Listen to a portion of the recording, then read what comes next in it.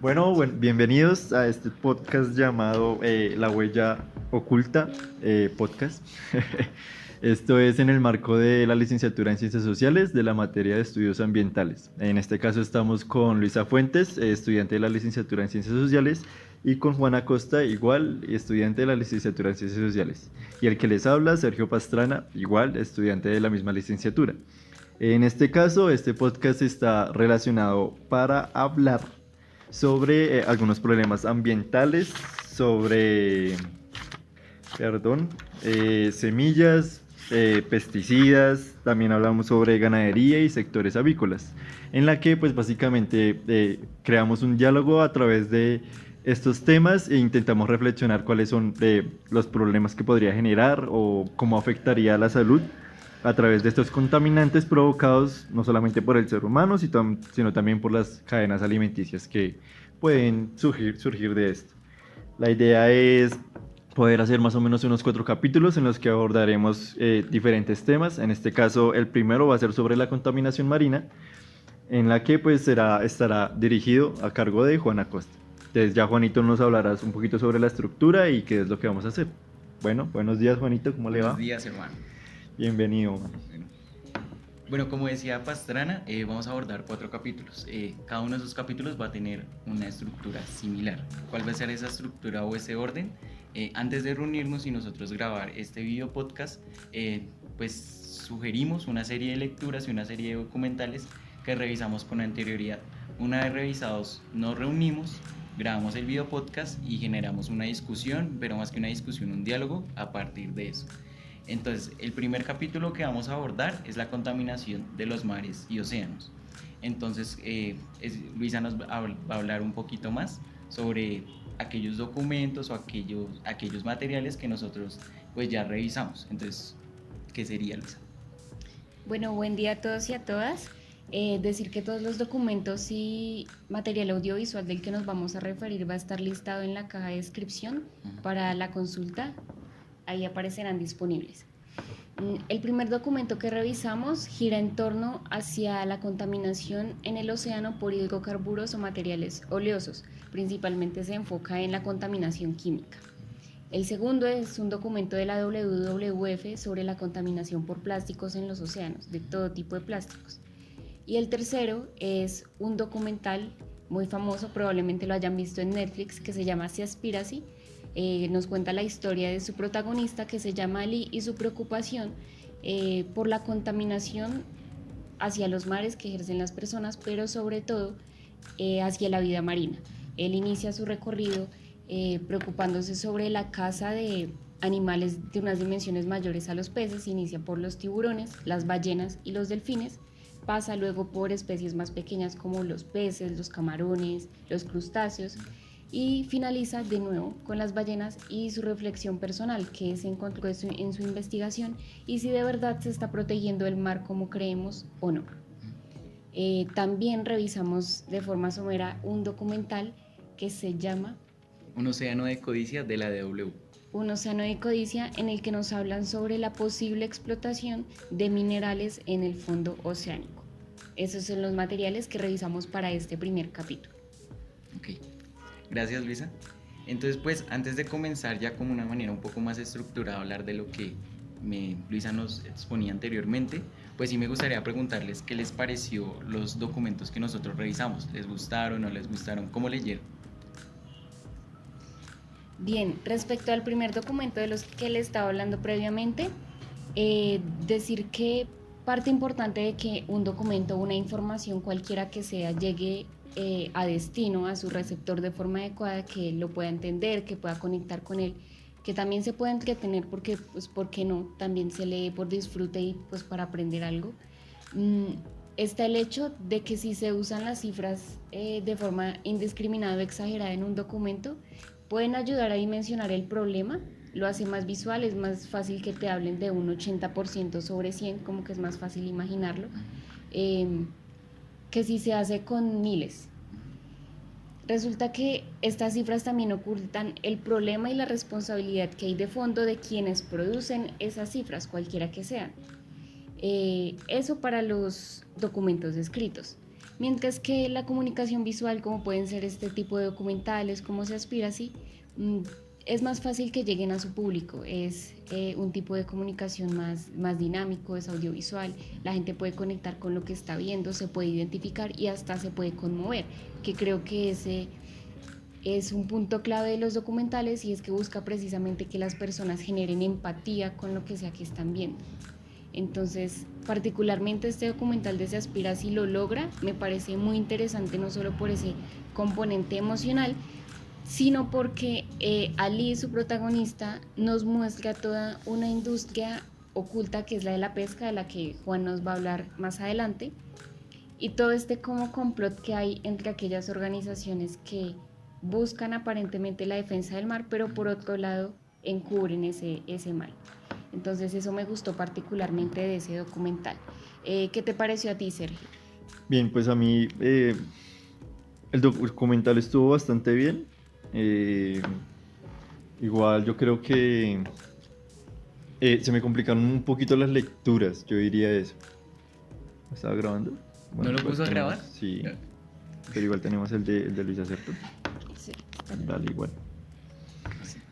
Entonces, yo creí que, no sé, o sea, las lecturas se me hicieron un poquito duras, pues por la cantidad de información que hay. Sin embargo, siento que el documental logra relacionar todo lo que se leyó con respecto a lo que se ve dentro del documental. Entonces se me hace bastante interesante la forma en la que se llevó, las lecturas, estuvo chévere. Sin embargo, claro, pues las lecturas son un poquito pesadas, pero pues logra su objetivo al fin y al cabo. Siento que es eso. Pues ahí sí me disculpo nuevamente, porque sí, las lecturas fueron un poco hartas en términos un poco más coloquiales, en el sentido de que aparecían muchos datos, que si bien corroboran en un sentido un poco más general y más global la información, digamos que no logra generar una reflexión lo suficientemente, no sé, consciente sobre la problemática y los responsables.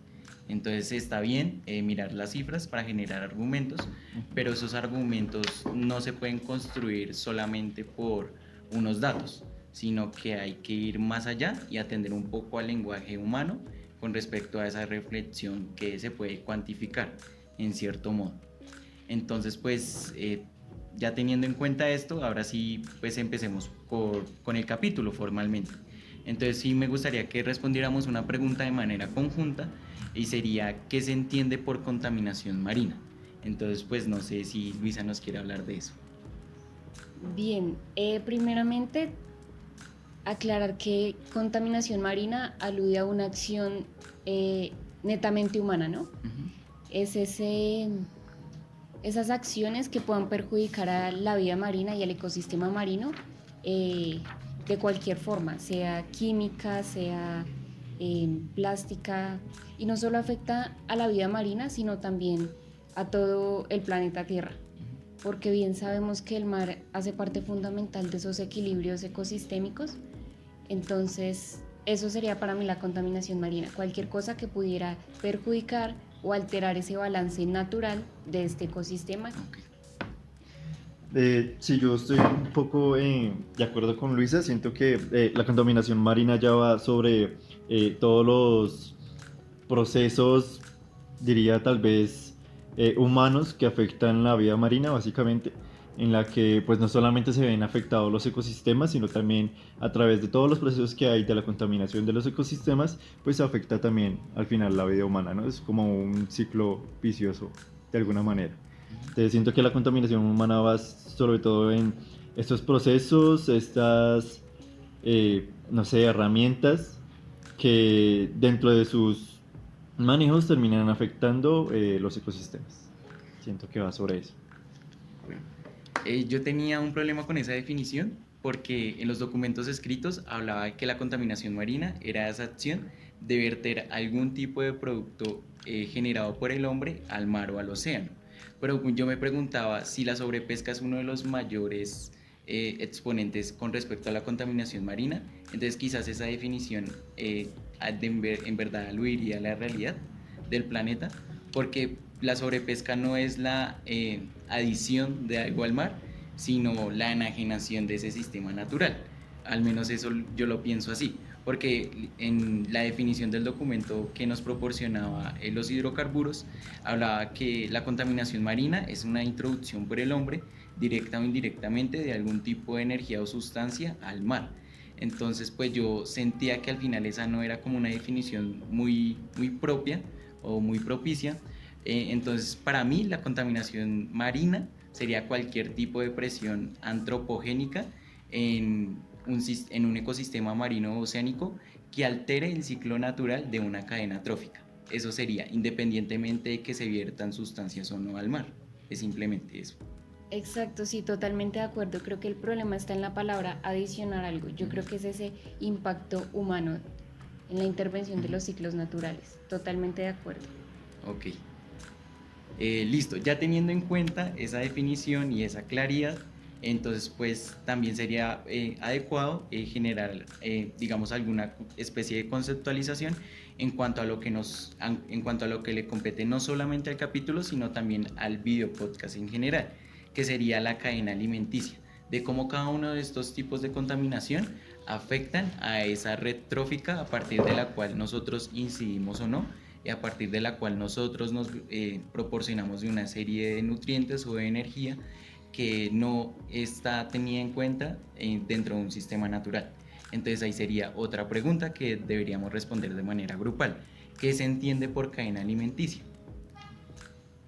Bueno, cuando uno escucha esta palabra o estas palabras, normalmente se le viene a la mente este ciclo natural en que un animal más fuerte se come un más débil. Creo que eso es la noción principal, ¿no? Pero aclarar también que la cadena alimenticia o alimentaria a la que nos vamos a referir es a la humana.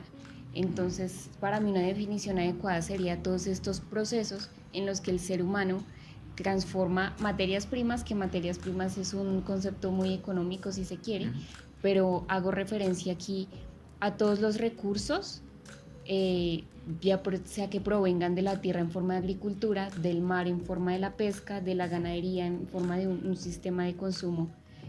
Aquí no nos vamos a meter si es adecuado o no, sino que reconocemos que actualmente hace parte del consumo humano. Entonces es esa intervención, producción y transformación de esos recursos primarios o elementos primarios hasta convertirlo en un alimento, y es lo que llega a los platos de las personas alrededor del mundo. Entonces para mí esa sería una definición. Sí, yo creo que me iría por el mismo lado, sobre todo como abordando un poquito más esta idea de los recursos, desde esas no sé cómo decirlo, como discursos económicos, tal vez, hablamos de los recursos, de la naturaleza como recurso, ¿no? Entonces tenemos en cuenta que hay unos recursos que se extraen y estos mismos recursos llegan a convertirse en parte del proceso de la alimentación para los seres humanos o para los animales, por ejemplo, porque también los animales pues consumen comida, ¿no? Pueden que tengan ciertas cadenas alimentarias.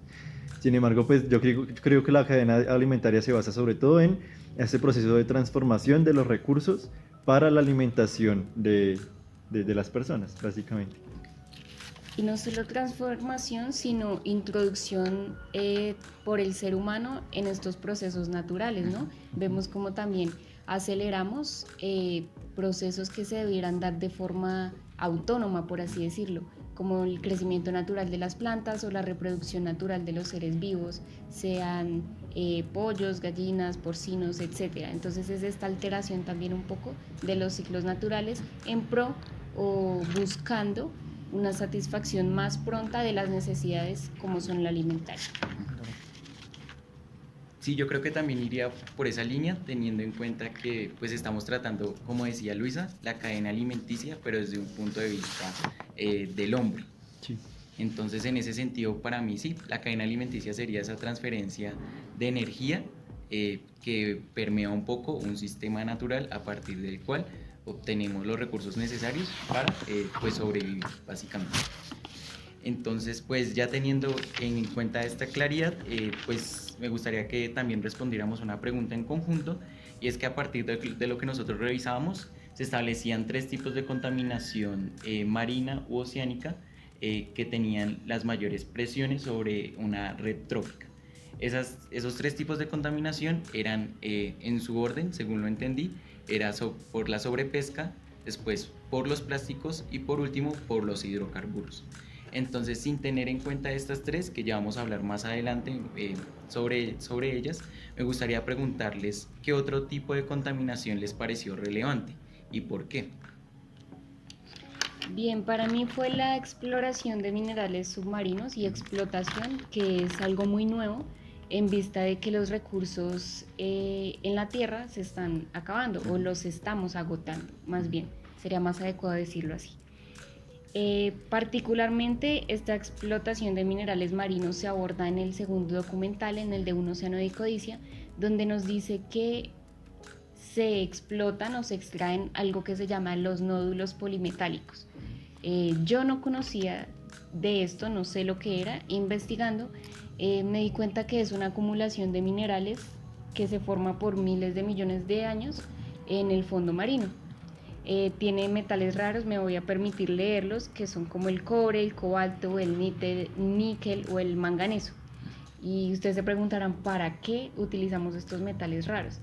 Pues resulta que se utilizan principalmente para la fabricación de baterías o para todos estos elementos electrónicos.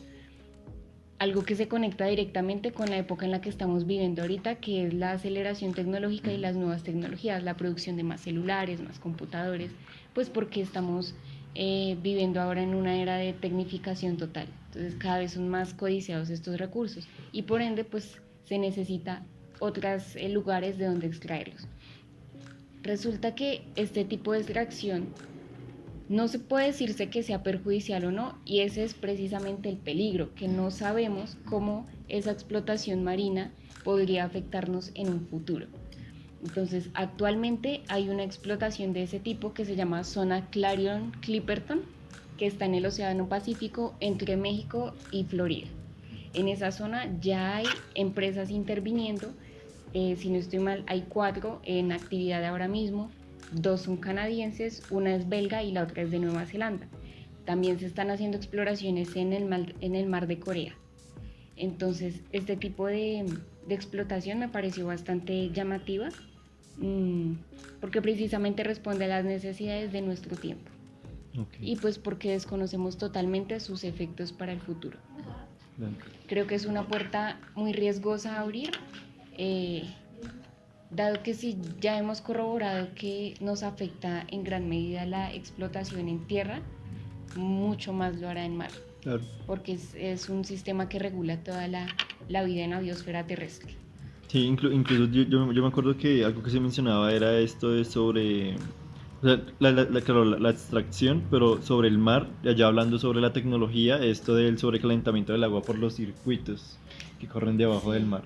Entonces se me hacía muy interesante cómo en realidad pues este sobrecalentamiento del agua también termina afectándolo debido a las mismas tecnologías o el desarrollo de la tecnología, que pues para nosotros es muy útil, pero pues cómo estará afectando a los sistemas marinos, ¿no? Entonces se me hacía bastante interesante. Ya como abordando, no sé si ya terminaste, ¿sí?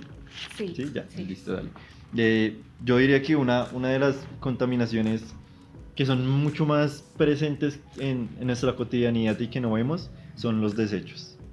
Los desechos de todo tipo, las basuras y demás, que es la forma en la que, pues de por sí, si uno va, por ejemplo, a Barranquilla, en la desembocadura del río Magdalena, la cantidad de desechos y uno ve la desembocadura del río Magdalena está completamente inundada por desechos, por basuras y demás. Y es la forma en la que pues esto termina afectando al final a toda la cadena del sistema marino, ¿no? Que es una de las partes más importantes. Que para mí, pues de por sí, sí tenemos en cuenta que la contaminación por desechos, pues uno la ve en todo lado. Uno va a Santa Marta por lo menos y el mar está completamente contaminado. El mar que está sobre la bahía, que no solamente son por ¿cómo se diría eso? Como los barcos y demás, sino que también la cantidad de basura que tiene el mar es bastante y básicamente se utiliza como un desechadero en muchas partes, o en muchas ciudades incluso, que no solamente son desechos humanos, sino también incluso termina siendo la basura de muchas empresas que terminan botando esto. Entonces, no sé, empresas como las de moda, empresas como las de Coca-Cola, por ejemplo, las de maquillaje, que también tienen estos desechos y terminan botándolos pues al mar, ¿no? Entonces yo creo que es una de las que a las que más nos hemos acostumbrado y no solemos notarlas como tanto.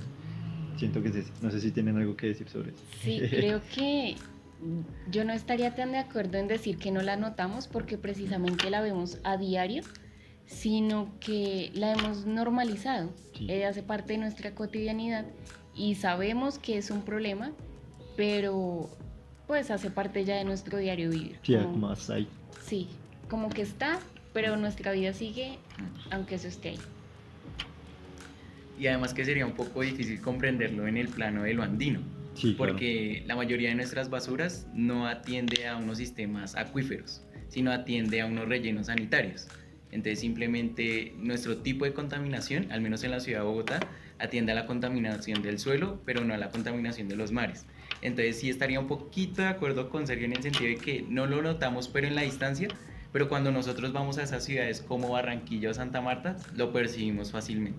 Y las personas también lo hacen, al final y al cabo. Es que yo creo que ahí, es que por ejemplo, digamos, nosotros que vamos en plan, por lo menos en las salidas de campo, ¿sí? Nosotros vamos en plan de analizar cuáles son las afectaciones que tienen este tipo de ciudades. Sin embargo, pues una vez nosotros llegábamos al Santa Marta, nosotros veíamos el mar y muchas veces pues uno veía gente en la bahía metiéndose al mar, porque pues es el mar, es el mar, usted cómo no se va a querer meter al mar. Sin embargo, pues la gente no entiende o no logra captar, o en realidad no saben, en realidad no saben que el mar está completamente contaminado o de que tiene este tipo de desechos al final. Es como de, o sea, tampoco es algo que uno, o sea, yo no voy a Santa Marta, o una persona no va a Santa Marta de viaje simplemente para ver es que el mar está contaminado y hoy no, el mar está contaminado, me voy. Sino que uno va pues a viajar y uno no capta esas ideas. O sea, si me hago entender, o sea, uno no va al mar a ver qué tan contaminado está. Sí, pero sigo en desacuerdo. Sí lo ve. Porque sí, estoy de acuerdo en el sentido de que, claro, nosotros cuando vamos a estas regiones vamos con eso en la mente. Bueno, identifiquemos las problemáticas y asimismo identifiquemos qué se puede hacer para contribuir a mejorarlas, ¿no? Pero estoy en desacuerdo en el sentido de que yo creo que las personas que habitan ahí sí son conscientes de la contaminación, pero simplemente esa es su cotidianidad. Son, ¿cómo le llaman? Comunidades anfibias a veces, Sí, a veces. por su relación que tienen con el agua, sean ríos o con el mar. Claro. Pues yo creo que a muchas personas no les importará y continúan su vida normal, y a muchas sí, y es desde esas que sí les importan donde surgen precisamente hay alternativas o iniciativas para contribuir a mejorar eso, desde las mismas comunidades que viven en los litorales. Entonces sí, creo que no se puede hacer una generalización. Claro. Estamos de acuerdo en eso respecto a que a unos sí les importa y a otros no, y no creo que sea muy adecuado decir que no lo saben. Yo creo que Claro. sí lo sabemos, pero es eso, hace parte de la normalidad, de la cotidianidad. Y a lo mejor la inacción viene de no saber o no creer que la acción personal va a contribuir en gran medida, entonces no se hace. Ok, Sí. ok. Bueno, generó mucha discordia su merced, Pastrana. Esa es la idea, mano. Bueno, yo me voy un poco a otro extremo y es hablar de la contaminación por aguas de lastre. Entonces, ¿en qué se basa esto? Resulta que actualmente, en medio de un desarrollo tecnológico, sobre todo en las embarcaciones para el transporte de hidrocarburos, pero también de mercancías en términos comerciales, las infraestructuras de estos barcos o estos buques son extremadamente grandes, por lo que de por sí, al momento de no ser cargados, pues son muy inestables y se pueden fácilmente pues encallar en cualquier mar o en cualquier océano. Entonces al final las aguas de lastre son digamos que una herramienta a partir de la cual se logra estabilizar la embarcación. Entonces, ¿en qué consiste esto? Resulta que uno entiende a un barco como, que tiene una potencialidad de flotabilidad porque en su interior está hueco. Pero digamos, las aguas de lastre aprovechan esta oportunidad para que en medio de cada una de esas cavidades en el interior del barco que están huecas, se llenan de agua del mar, es decir, agua salada. No se utiliza agua dulce o agua de o agua potable, sino agua que es pues está pues ahí a la disposición del barco. Entonces cada una de estas cavidades se llena para lograr una estabilización del barco, pero es que aquí viene el problema, y es que cada una de esas aguas cuenta con unos organismos o microorganismos que atienden a la cadena trófica de ese ecosistema determinado. Entonces, ¿qué organismos podemos encontrar ahí? Desde bacterias hasta fitoplancton o zooplancton, incluso hay videos en donde aparecen pequeños peces. Entonces, al final, como sabemos, los intercambios comerciales se han globalizado de una manera muy grande. Entonces, si una embarcación puede estar ahorita en Santa Marta, en 10 días puede estar perfectamente en Singapur o en la India. Entonces, al tener que usar aguas de lastre para lograr esa estabilización, pero sobre todo asegurar de que las mercancías lleguen con bien a su sitio de destino, pues al final se están transportando muchas especies a sistemas o a ecosistemas que no le corresponden y sobre el cual no tienen ninguna relevancia dentro de lo que nosotros reconoceríamos como una cadena alimenticia. Entonces, al final, la mayoría de estas especies puede considerarse como especies invasoras que afectan de manera directa la transferencia de energía a la cual se venía acostumbrada pues esa parte del ecosistema marino.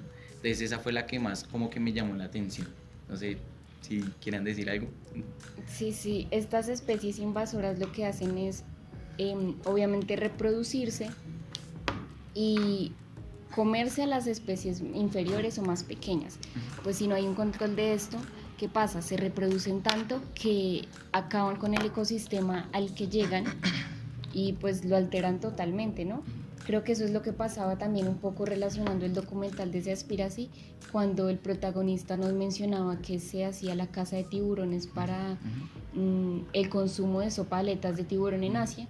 Entonces él nos decía, los tiburones son indispensables para el ecosistema marino porque al ser una especie dominante, controla el nivel poblacional de otros peces inferiores, de los que están en la mitad de esa cadena. Entonces, hagan de cuenta que en la parte alta de esa cadena están los tiburones, en la parte media otras especies más pequeñas y en la inferior otras aún más pequeñas. El tiburón se come al del medio, el del medio se come al inferior. Si se acaba con ese primer escalón que son los tiburones, los del medio se van a comer por completo a los del inferior, entonces va a haber una sobreproducción de estos peces. Entonces, relacionándolo con esto del lastre, pues claro, esa es la afectación más grande que se presenta, además de las enfermedades y algo que se mencionaba, y es este problema que implica la homogenización de los mares, que es la pérdida de la biodiversidad. Yo creo que acercándonos un poquito a esta idea sobre las especies invasoras, ya como para, o sea, no, bueno, en teoría sí, pero no tiene que ver mucho con esta idea de los mares, pero por ejemplo, por lo menos acá en Colombia tenemos el problema de los hipopótamos, ¿no? Sí. En la que pues básicamente tenemos en cuenta que se trajo un hipopótamo así como si fuera lo más exclusivo del mundo, y esto terminó generando un problema sobre, no sé, nacimientos de demasiados hipopótamos, y incluso hace poquito salió una noticia de que había un hipopótamo por la calle, cruzando la calle como si nada. Entonces, yo creo que como para acercarnos un poquito a entender esta idea sobre la sobreproducción de especies invasoras, pues tenemos en cuenta, por lo menos acá en Colombia, los hipopótamos, que ya es como algo muy cercano y uno ya dice como, bueno, esto se reconoce así. Entonces yo creo que es como el ejemplo más cercano que podríamos tener. Sí, y también es chévere lo que dice Pastrana en el sentido de que nosotros entendemos a las especies invasoras, pero en términos terrestres, sobre todo aludiendo necesariamente a la domesticación de especies que se consideran exóticas, como el hipopótamo en su momento con el boom del narcotráfico. Pero al final, digamos que esto me resulta relevante, la contaminación por aguas de lastre, porque es algo que no es intencional. O sea, las personas que comercializan y que usan ese tipo de agua para la transferencia de mercancías no lo hacen con ese objetivo de cargarse de una serie de organismos y llevarlos a otros ecosistemas que no se corresponden, sino que al final lo hacen de una manera completamente inconsciente. Entonces, digamos que eso me llama un poco la atención. Bueno, yo creo que en ese punto ya estamos un poco más claros. Entonces, ahora vamos a pasar a una serie de comentarios ya un poco de manera más individual, en donde pues cada uno de nosotros va a hablar de esos 3 tipos de contaminación relevantes que hablaba en momentos anteriores, que son con la contaminación por plásticos, la contaminación por hidrocarburos y la contaminación por la sobrepesca. Entonces, cada uno de estos tipos de contaminación va a estar a cargo de Pastrana, de la compañera Luisa y de mi persona, Juan. Entonces, pues yo creo que lo más idóneo es que empezara la compañera Luisa con la contaminación por plásticos. Bueno, primero comenzar diciendo que la contaminación por plásticos, nos lo comentaba uno de los documentos revisados, es algo nuevo, ¿no? Que empezó después de la Segunda Guerra Mundial, pues ante la necesidad de las personas de transportar alimentos hacia los batallones o hacia los puntos en los que las personas se encontraban en guerra, ¿no? Entonces fue una forma de empacar de una manera segura e higiénica los alimentos, y que esa práctica se quedó y se exponenció a lo largo de los años y ahora es desmedido, ¿no? Entonces, si bien es algo nuevo, es algo que ha causado en gran magnitud la contaminación no solo de la tierra, sino de los mares. Y aquí había un dato que me pareció bastante como impactante, y es que entre el año 2003 y 2016 se duplicó, o sea, se ha producido más, la misma cantidad de plásticos que se produjo en los años anteriores. Entonces, son, o sea, cifras impactantes, porque también nos habla o nos muestra sobre los niveles de consumo pues desmedidos que estamos teniendo, y como otras alternativas como el uso de vidrio, de otros empaques a base de, no sé, cartón, se han dejado de utilizar. Me gustaría tocar sobre todo que hay un mito, o eso es lo que creemos que nos mostraron los documentales, y vamos a explicar por qué, en el que se cree que la contaminación por plásticos es el principal factor contaminante en los océanos. Eso es lo que se dice, que alrededor del 60 al 90% de la contaminación de los mares puede venir de los plásticos, principalmente de pitillos o las conocidas pajillas o las botellas de plástico. Pero resulta que uno de estos documentales nos decía que no era así, pero de eso nos va a hablar Juan más adelante. Por ahora decir que por qué la contaminación por plásticos es importante mencionarlo, y es porque si bien vemos que se forman islas de basura, y es la imagen como más impactante que tenemos, o esta acumulación de basura, principalmente botellas en los litorales, lo peligroso está en los microplásticos. ¿Qué son los microplásticos? Es esa transformación de un plástico más grande, como puede ser una botella, en trozos más pequeños, que serían los microplásticos, a trozos más pequeños, que serían los nanoplásticos. ¿Qué pasa? Los microplásticos son consumidos por todas las especies marinas. Hablando de cómo nos afecta en la cadena alimentaria, sería que los peces consumen estos microplásticos. ¿Qué son los plásticos? Son componentes petroquímicos que vienen de otros químicos que surgen a partir de la explotación del petróleo o del gas natural, que terminan en la fabricación de estos plásticos. Pueden resultar pues perjudiciales para la salud no solo marina, que incluso cuesta vidas para los peces, o pues creo que todos hemos visto imágenes en redes sociales de alguna tortuga atrapada o con una pajilla en la nariz. Creo que son imágenes bastante impactantes. Pero pues el consumo de estos microplásticos por los animales afecta a su vida y a sus cadenas reproductivas, porque resulta que hay un fenómeno que se llama alteradores endocrinos, que es precisamente la alteración a la genética de los animales y su funcionamiento regular en cuanto a reproducción. ¿Qué pasa? Los seres humanos, cuando consumen pescado o cualquier forma de vida marina, también están consumiendo estos microplásticos. Esto se llama bioacumulación, cuando todos estos componentes tóxicos se van almacenando de organismo a organismo y se van pasando de un lado a otro. Por otro lado, había un dato específico que nos mencionaba este estudio de la WWF, que decía que aunque los niveles de producción de basuras de plástico se detuvieran a día de hoy, para el año 2040 las concentraciones de microplástico en el océano serían del 400%. Y uno dice, bueno, ¿y por qué si en un panorama hipotético imagináramos que ya no consumiéramos el día de hoy más plásticos, dejáramos de consumir? ¿por qué se aumentaría? Y es porque, claro, todos estos plásticos necesitan sufrir un proceso de transformación o descomposición que es acumulativo. No es que si yo desecho una botella, pues ya desaparece, sino que esa botella puede dispersarse en miles y miles de microplásticos que obviamente van acumulando la concentración. Algo interesante a tratar o a mencionar, creo que es ceder la responsabilidad al consumidor, hablar de individuos y no de grupos organizacionales, en el sentido a que en los últimos años se le ha otorgado la responsabilidad a las personas de manera individual. ¿A qué me refiero?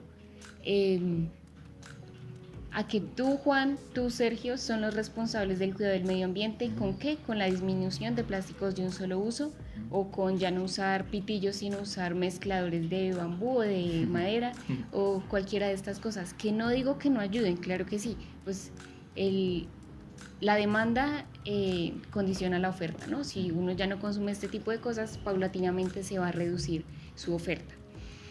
Sin embargo, se ignora que también los tipos de contaminantes de un solo uso se producen a gran escala y que precisamente vienen de una necesidad, ¿no? Entonces me gustaría un poco discutir ese traspaso de responsabilidad que se hace a las personas, y discutir un poco respecto a los plásticos de un solo uso, y que actualmente estos representan, según los datos que nos ofrece el documento, del 60 al 95%, no de contaminación marina, sino específicamente de plásticos en el océano.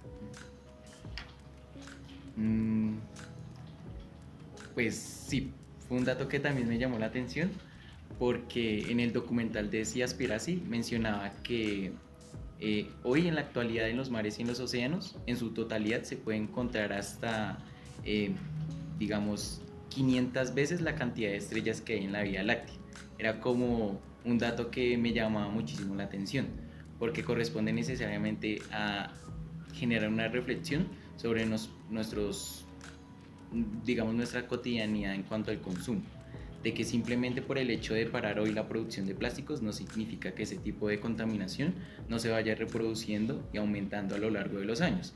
Y lo decía muy bien el estudio de la DDF que mencionaba Luisa, que al final, si hoy paramos la producción, al final en el año de 2040 o 2050, la concentración de los microplásticos se va a aumentar hasta en un 400%. Y yo, por ejemplo, me acordaba que en ese mismo documental se mencionaba que, por ejemplo, si nosotros tomáramos una X cantidad de agua del mar y la vertiéramos en un container, que más o menos sabemos las dimensiones de un container, se podrían encontrar hasta 2.700 microplásticos en esa cantidad de agua tan mínima. Entonces es más o menos como para imaginar la cantidad de microplásticos que se pueden llegar a concentrar en un mismo espacio. Entonces digamos que también atiende un poco a la reflexión de que nosotros debemos tomar conciencia sobre el consumo de esos plásticos que solo tienen un solo uso y se desechan posteriormente, y que al final, si generamos medidas que atiendan a bajar la demanda, pues también se reduciría la oferta. Pero aún así esa presión antropogénica sobre el espacio aún así ya quedaría ahí, y tendríamos que tomar otras medidas, que sería pues básicamente eliminar esa basura que ya está presente en los mares y océanos para que no se siga descomponiendo, y para que el crecimiento exponencial de esos microplásticos, que posteriormente se van a transformar en nanoplásticos, pues no sigan aumentando. Bien, yo creo que pues igual solamente voy a agregar algo, porque igual pues estoy de acuerdo con ustedes.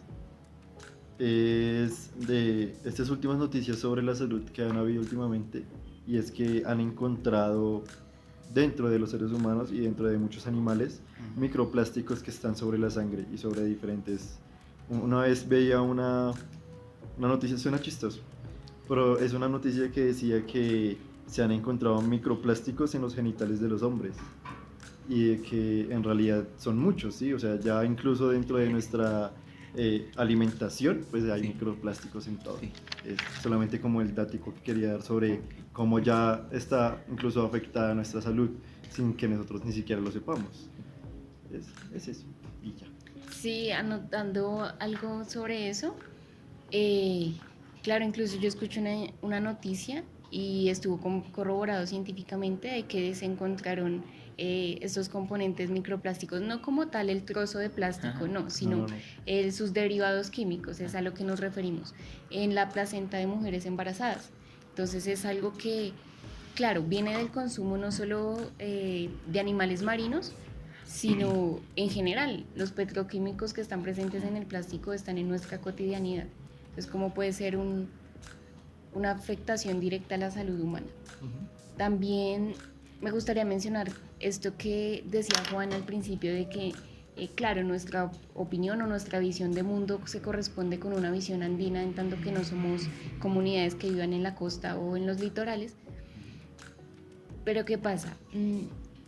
¿Cómo se relaciona la contaminación por plásticos en el océano con estas comunidades al interior de los países, ¿no? Tendemos a olvidar que el océano se nutre de los ríos, ¿no? Eh, Resulta que las comunidades más afectadas por plásticos que están en directa relación con el mar, pues son las de las playas y los litorales. Se afectan entonces estos ecosistemas como pueden ser el manglar, pues tan importantes para el control de las inundaciones, pues porque sus raíces se hunden y pues controlan que el agua no pase. ¿Qué pasa con los plásticos? Que los plásticos vienen trasladados o transportados desde las ciudades por los ríos y se acumulan en las bases o las raíces de estos manglares. Entonces, esto se convierte en sumideros de plástico. Se acumulan ahí y dañan este ecosistema. Se pone en riesgo entonces no solo ese ecosistema, sino la soberanía alimentaria de las comunidades que viven en el litoral, para los cuales los manglares son importantes no solo para el control de inundaciones, sino también para la producción de camarones, por ejemplo, que suelen crecer también cerca de estos manglares. Entonces, como para hacer una relación de cómo las acciones que tenemos desde las ciudades y desde el mal desecho de los residuos terminan a parar al mar. Me gustaría entonces que discutiéramos ahora sobre intentar desmentir o más bien problematizar, porque los datos certeros no los podemos tener aquí y no los conocemos, sobre qué tan cierto es esto de que efectivamente los plásticos son la principal fuente de contaminación marina. Pues vamos a ponerlo en entredicho con los otros dos tipos de contaminación. Ok. Entonces, pues acá ya sería un poco más apropiado hablar directamente por la contaminación de la sobrepesca, creería yo. Intentemos por tiempo, intentemos avanzar Ok. un poquito más, sí, por favor. Bueno, entonces, No, sigamos. bueno. Em, pues yo lo pensaba de la siguiente manera.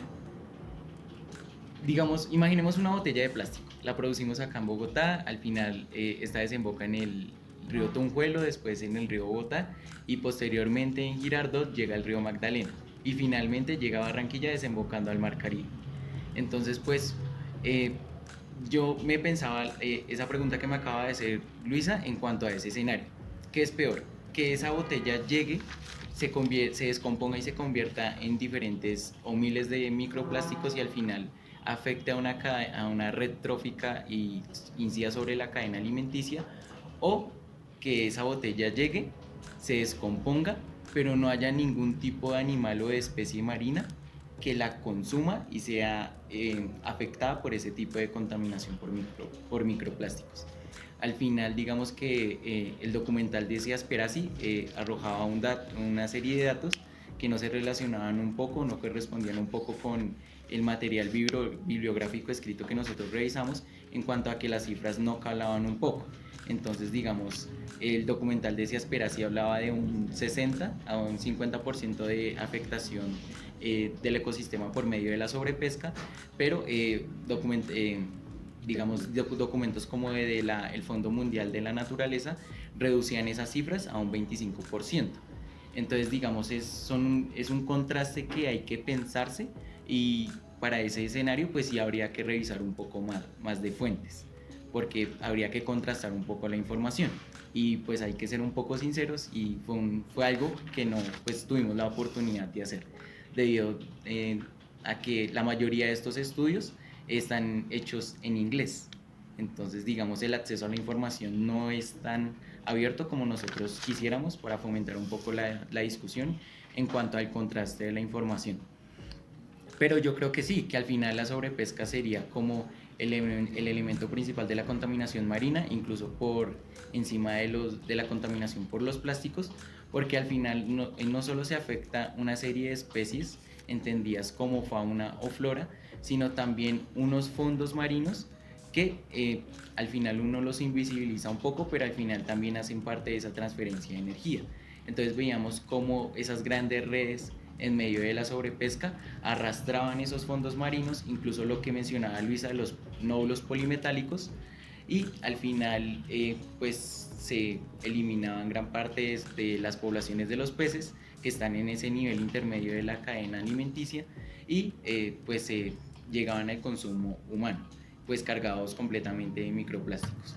Entonces al final, si esas especies no están, digamos que sería más preocupante eso a que estas se contaminaran por los plásticos, porque al final habría un proceso de adaptación a ese sistema contaminado que si de por sí es problemático, al final yo creo que sería más problemático eliminar las poblaciones por completo, porque me acordaba de ese dato que arrojaba era el documental, así el documental de Seasperacy, que hablaba sobre la mayor, perdón, yo reviso acá, sobre el mayor derramamiento de petróleo que había ocurrido en el mundo y en la historia, que fue en el año de 2010, que fue conocido bajo el nombre de Deepwater Horizon, que se dio cerca del Golfo de México.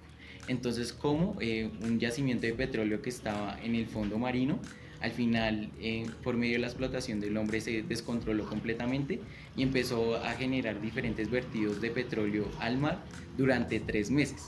Pero el documental también mencionaba que en un mismo día la contaminación por la sobrepesca en México había sido incluso mayor que ese derramamiento de petróleo, el mayor derramamiento de petróleo de la historia. Entonces digamos que ese dato resulta preocupante, porque ¿qué pasó cuando se generó ese gran acontecimiento de la catástrofe por hidrocarburos? Se generó una medida de contención para intentar, valga la redundancia, concentrar todo ese petróleo que se estaba intentando expandir, pero al final eso benefició a los peces, en el sentido de que tuvieron un tiempo más prolongado de recuperación en cuanto a su reproducción. Pero al final la sobrepesca no permite o no atiende a esos tiempos de recuperación del ecosistema. Entonces digamos que sería eso por esa parte. Y bueno, ya vemos que se está extendiendo un poquito el podcast, entonces acá digamos que lo vamos a extender, lo vamos a reducir, vamos a intentar concretarlo un poco más rápido. Entonces acá me gustaría que mi compañero Pastrana hablara sobre esa contaminación por los hidrocarburos. Vale, bien, yo a esto quiero referirme a 2 ejemplos en concreto, uno un poquito más lejano y otro un poquito más cercano. El primero es el ejemplo sobre Bolivia y las aguas contaminadas por la extracción de hidrocarburos y petróleo, de la que hemos estado hablando justo estos últimos días en algunas clases, y en la que pues se tiene en cuenta como la extracción de minerales, en este caso la extracción de hidrocarburos, de alguna manera pues no solamente afecta al suelo, sino también afecta a todo el ecosistema que se ve como en medio de esto. En este caso pues tenemos en cuenta que una de las mayores extracciones de hidrocarburos que se dio en el siglo XX, diría siglo XXI, es la extracción en el mar, ¿no? Donde se comienzan a hacer estas investigaciones de algunos lugares donde habían yacimientos de petróleo e hidrocarburos y en las que se comienzan a hacer desarrollos tecnológicos para poder extraer hidrocarburos.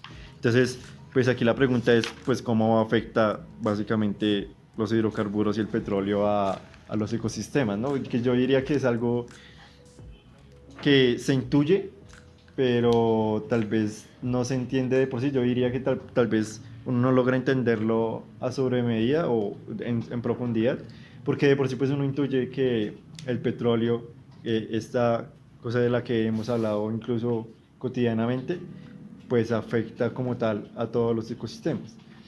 Entonces hablamos de que en realidad pues los hidrocarburos, como por ejemplo el ejemplo que ponía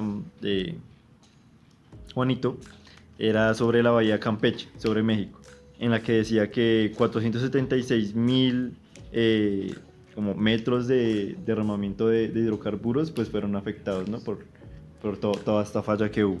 Y en la que pues básicamente para poder controlarlo pasaron 295 días, en las que pues qué pudo haber pasado en esos 295 días, donde pues hubo todo este yacimiento de petróleo sobre el mar, o bueno, sobre estas fuentes. Entonces, ya para abrir como un poquito, intentar, o sea, no quiero como irme hacia la información, sino más bien como comenzar como a debatir un poquito sobre esta idea sobre los hidrocarburos, que siento que es un tema un poco conocido, entonces no tenemos que abordarlo tanto.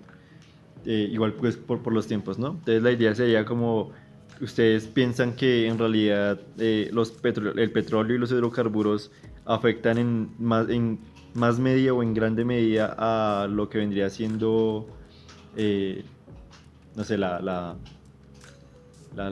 perdón, se me fue la idea. Sí, la extracción de hidrocarburos afectaría más que la contaminación por plásticos o la contaminación sobre la sobrepesca. Ahí es como a donde quería llegar. Es que ahí está el problema precisamente, y también lo que mencionaba Juan sobre la contrastación de fuentes. Efectivamente no se hizo una búsqueda rigurosa, pero sí hubo una documentación previa, y el problema está en que dependiendo del informe, del documental, de la investigación, las cifras cambian.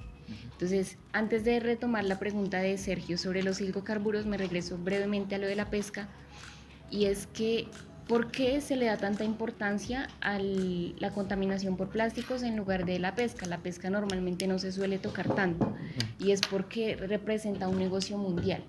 Entonces, en este documental de Seaspiracy, les recomiendo mucho que lo vean para tener el contexto específico de lo que estamos hablando. Se nos comenta sobre esta corrupción que hay en torno a la industria pesquera a gran escala, en el sentido de que muchas organizaciones de protección del medio ambiente marino conocen la contaminación tan exponencial que se realiza por la sobrepesca, pero lo ocultan o simplemente no lo dicen en sus informes porque son financiados o reciben grandes donaciones de estas grandes industrias de la pesca a gran escala. Entonces, entra en debate esto del consumo sustentable y qué es consumo sustentable. Entonces, el protagonista del documental hacia el final nos decía: entendí que el consumo sustentable simplemente es que hay una población o un nivel de afectación directa que es tolerada. Y el consumo sustentable sería no sobrepasar ese límite que como humanos hemos puesto.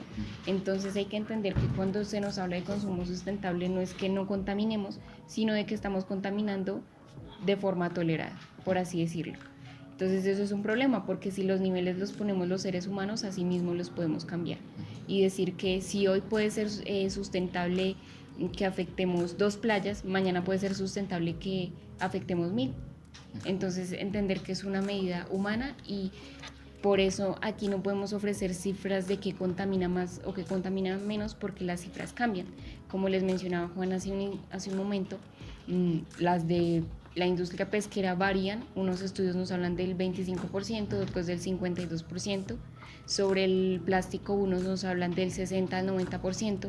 Sobre los hidrocarburos las cifras están a veces sobre el 40%, es decir, cambian de acuerdo a los intereses que hayan detrás de esas investigaciones.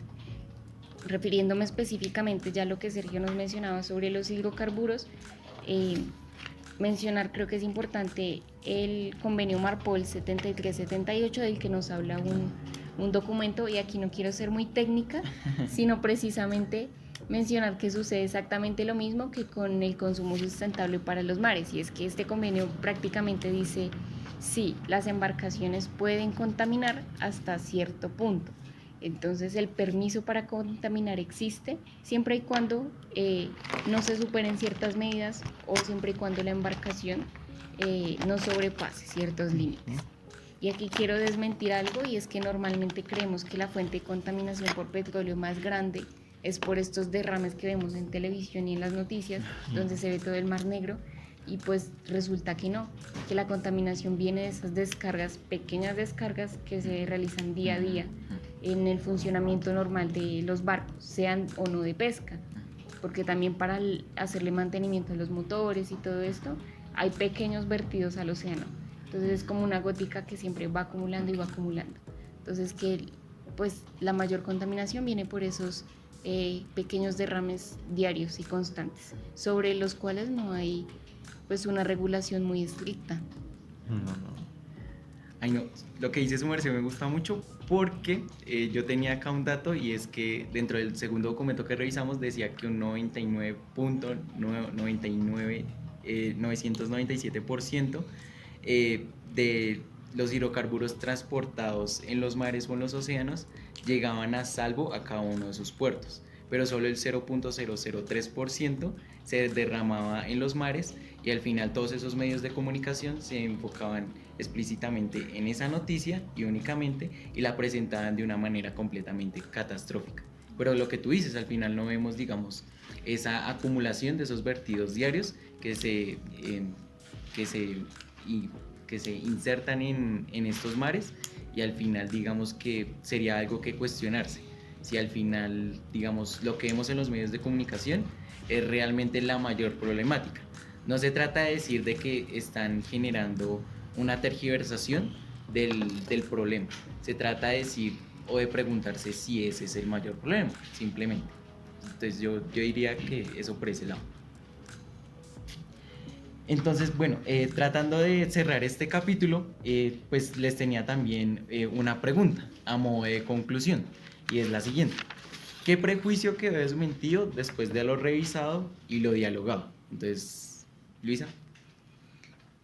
Primero, que ya ha sido mencionado creo que reiteradas veces, y es que los plásticos representan el mayor problema porque se le ha hecho una campaña masiva hacia el no consumo de pitillos y botellas plásticas, y vemos que no es uno de los problemas o el único de los problemas por el que debemos preocuparnos, y sobre todo, más que un prejuicio, es una esperanza que se cayó y se vino al piso. ¿A qué me refiero? Tiene que ver con el documental de Seaspiracy, nuevamente me remito a él, y es que el protagonista sí consumía pescado y alimentos de origen animal, pero exclusivamente de latas que tuvieran un sello que se llamaba Dolphin Safe, Sí. que decía prácticamente que ese pescado no contribuía al daño de delfines. Y ustedes dirán, ¿qué tiene que ver pues el pescado con los delfines? Resulta que los delfines guían a estas, ¿cómo se llaman?, cardúmenes de pescado. Entonces resulta que las personas atraen a los delfines porque saben que detrás de los delfines vienen esos pescados, y ahí sí pues matan a los delfines, pero para atrapar a los pescados. El protagonista creía que todas las laticas que decían o que tenían el sello Dolphin Safe verificaban que efectivamente no se realizaba una afectación o una matanza por los delfines, y cuando inició su investigación en esta gran conspiración, por eso el nombre de Seaspiracy, se dio cuenta de que no, que este era un sello de una organización que prácticamente vendía el sello. Y entonces le preguntaba el protagonista a las personas en sus entrevistas, bueno, ¿y cómo garantiza usted que este producto es... se me fue la idea. Que este producto es...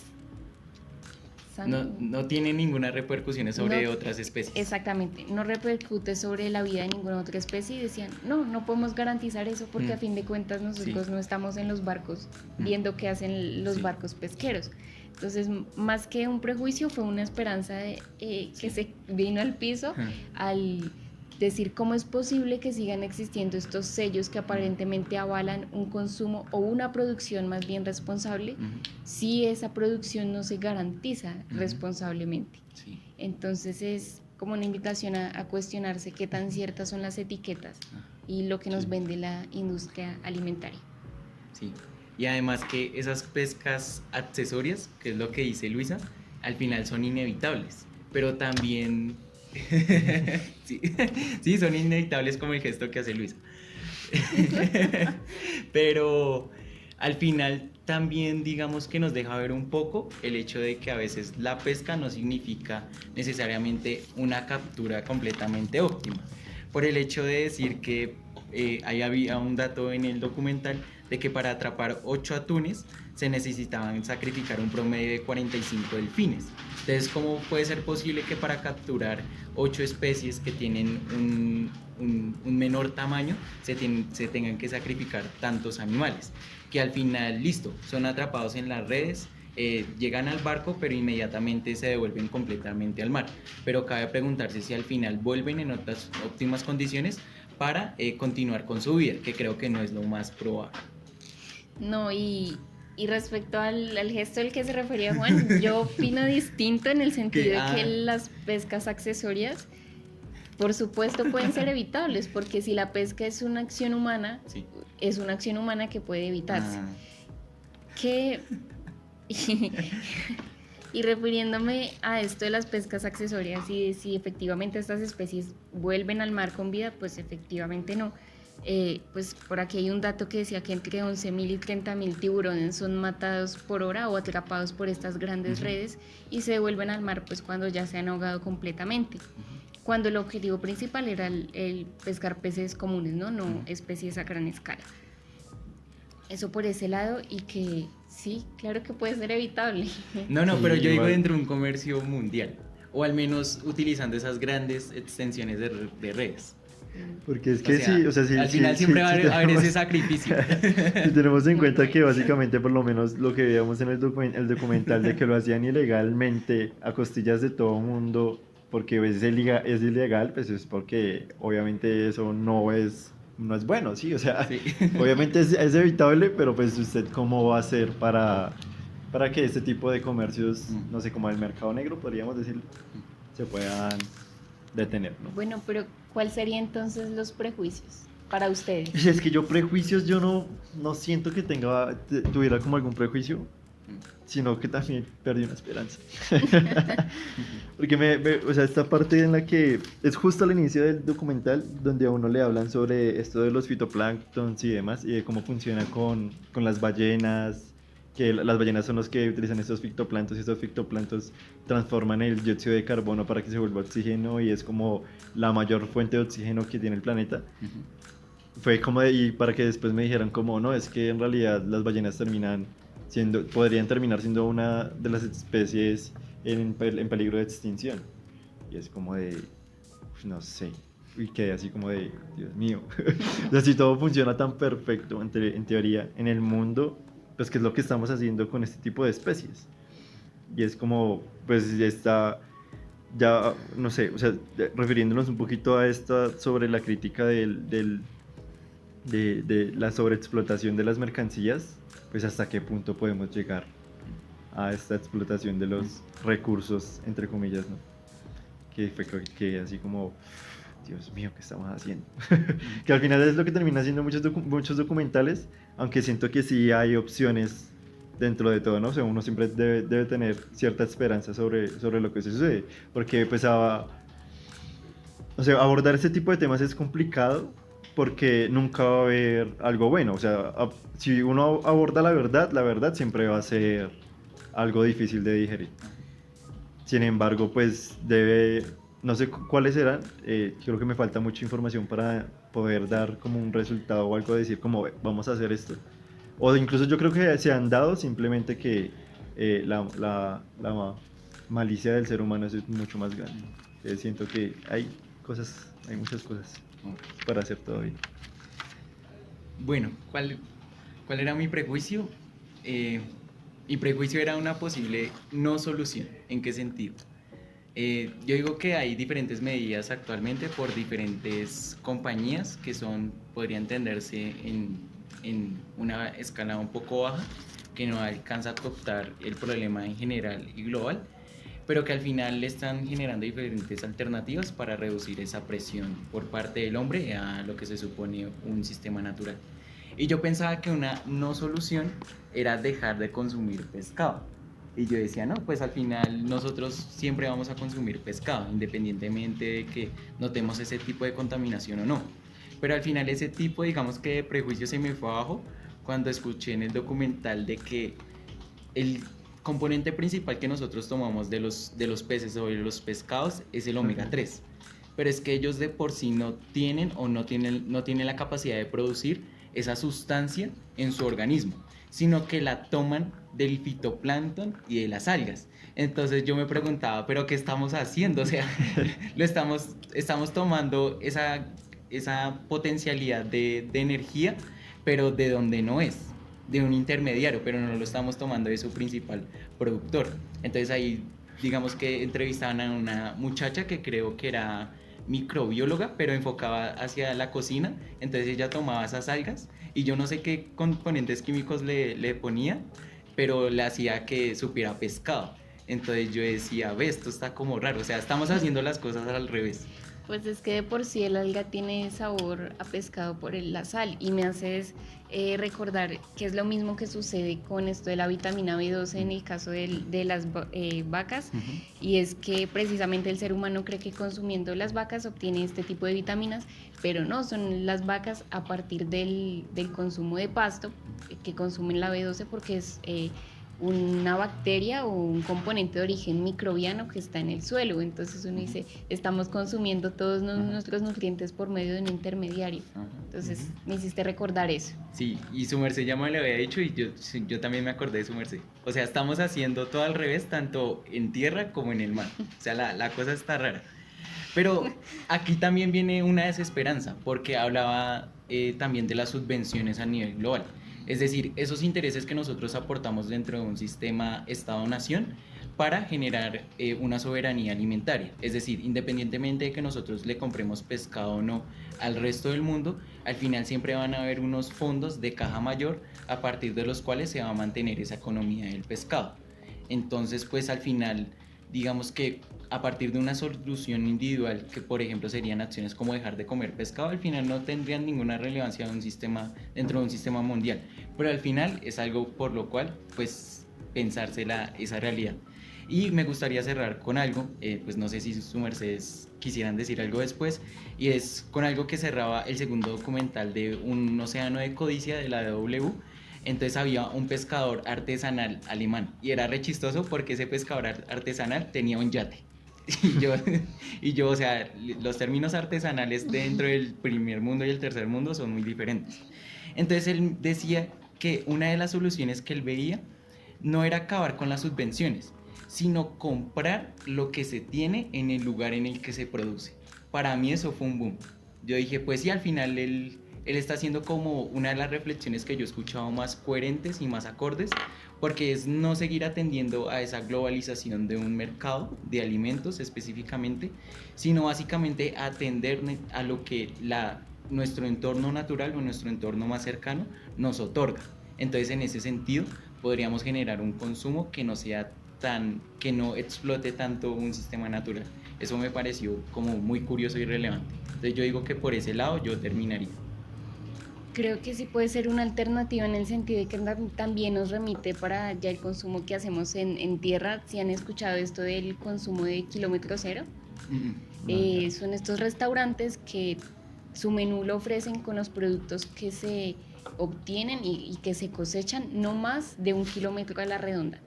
Entonces ese consumo local que puede servir para simplificar las redes que con los años hemos complejizado sobre el intercambio mundial, y esto es la globalización, que si bien ha traído muchos beneficios en la conectividad y sí alrededor del mundo, también ha traído pues distintos niveles de destrucción como los que estamos viendo ahorita. Entonces sí, más allá de decir un no consumo, que como mencioné al inicio del podcast, no es un debate en el que nosotros nos vayamos a centrar, sino precisamente un debate y una conversación.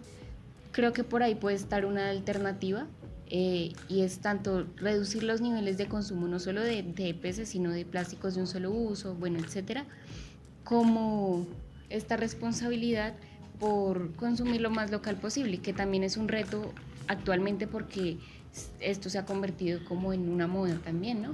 Como ecológico o local, bueno, nuestra sociedad capitalista se ha encargado de convertir todo en un potencial mercado, ¿no?